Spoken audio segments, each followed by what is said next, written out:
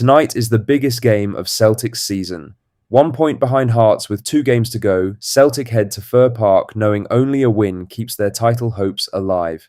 We've got the team selection debate that could define the result, a transfer story developing in the background, and over 4,000 Celtic fans ready to turn Motherwell into a home ground. This is it. Let's go. But first, make sure you like this video and subscribe to the channel for more Celtic content. Martin O'Neill got so much right in the 3-1 derby win over Rangers on Sunday. The performance was exactly what Celtic needed at exactly the right moment. But with Fir Park tonight and the title still hanging in the balance, there is one selection call he made in that game that he cannot afford to repeat. That call is starting Luke McCowan on the right wing. McCowan is not without quality. He can find pockets, carry the ball into dangerous areas, and offer real craft when games start to open up in the second half. That ability is not in question. The question is the role, and specifically the role against a physical, well-organised Motherwell side under the lights at Fir Park. Against Rangers, McCowan was caught in a difficult position early on as Celtic conceded the opening goal. His lack of physicality in that area of the pitch was punished in a contest where every second ball and every contact mattered. To his credit, he kept going, stayed involved, and played a part in the equaliser. That says something about his character. But O'Neill recognised the issue himself and replaced McCowan with Tonekti at half-time. Celtic looked more direct, better balanced, and more dangerous for the change. The team improved. That message cannot be ignored ahead of tonight. Tonight is not a game for sentiment or rewarding someone for a good attitude. Fir Park under pressure is aggressive, compact, and difficult. Celtic need pace and physicality in the wide areas from the first whistle. McCowan is better placed to come on and hurt a tired defence in the final third of the game, which is exactly where he tends to have his best impact. O'Neill has restored belief in this squad and shown he can make the tough calls. Tonight he must make the right one from the start. Now for the main story as a transfer development has emerged in the background that Celtic need to pay close attention to, with a second bid now tabled for winger Luis Palma from Polish champions Lech Poznan.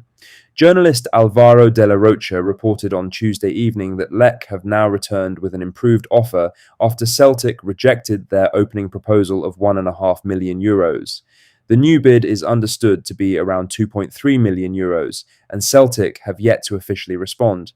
Palmer has been on loan in Poland this season and has genuinely impressed, racking up 10 goals and 9 assists in 45 appearances across all competitions. Those numbers have clearly convinced Lech they want to make the deal permanent when the season ends. It is a sharp turnaround from where things stood when he left Glasgow. Palmer arrived from Aris Thessaloniki with real excitement around the move and showed flashes of quality early on.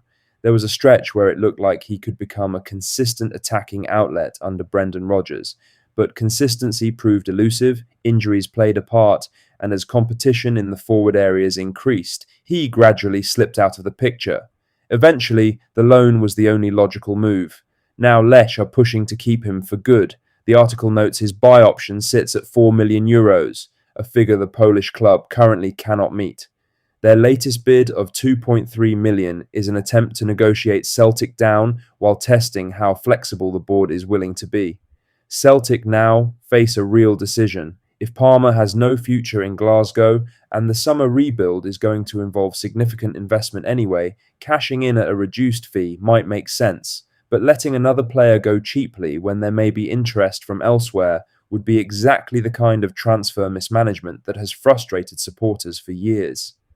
The board need to handle this one carefully. In other news, Martin O'Neill has responded to Derek McInnes trying to paint Celtic as the title race favourites, and the Celtic manager was having absolutely none of it.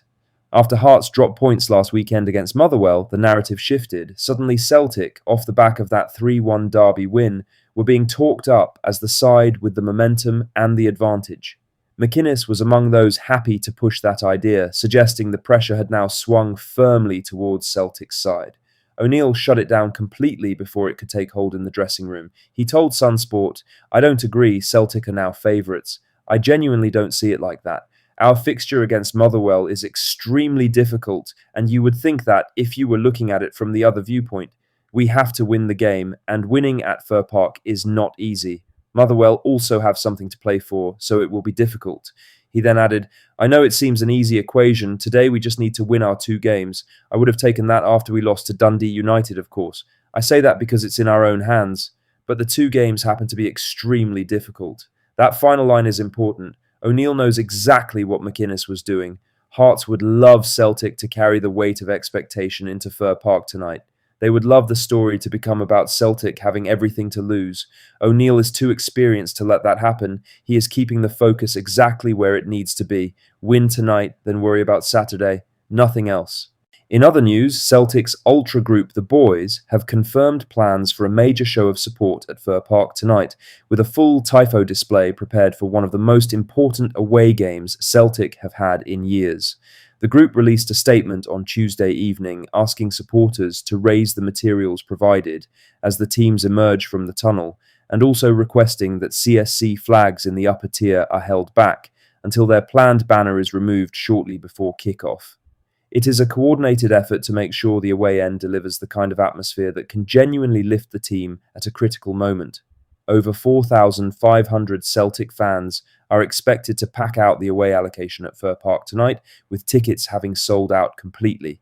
That is a significant following for a midweek away game at this stage of the season, but nobody should be surprised given what is riding on the result. Fir Park is not an easy place to get a result.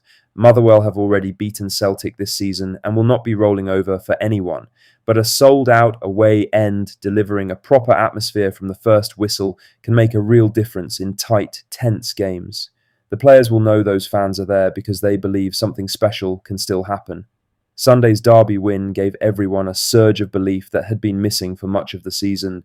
The task now is to back it up. The fans are doing everything they can to play their part. Over to the team. Lastly, with the title race reaching its climax, it is worth just stepping back and taking in the full picture of where things stand ahead of tonight. Celtic sit 1 point behind Hearts going into the penultimate round of fixtures. 2 games remain. Celtic face Motherwell away tonight before hosting Hearts at Celtic Park on Saturday in what could be a final day title decider. The equation is simple but far from easy. Win both and the title comes back to Parkhead. Drop points tonight, and it is effectively over, with Hearts only needing a point from their final fixture to be champions. Hearts are also playing tonight, meaning supporters can follow both games simultaneously. Sky Sports initially frustrated fans by not selecting both fixtures for live coverage, but then reversed that decision and confirmed both matches will be broadcast live at the same time. That's all the latest Celtic news for today. Make sure to hit that like button, subscribe if you haven't already, and drop a comment below with your thoughts. I'll see you in the next one. Hail, hail.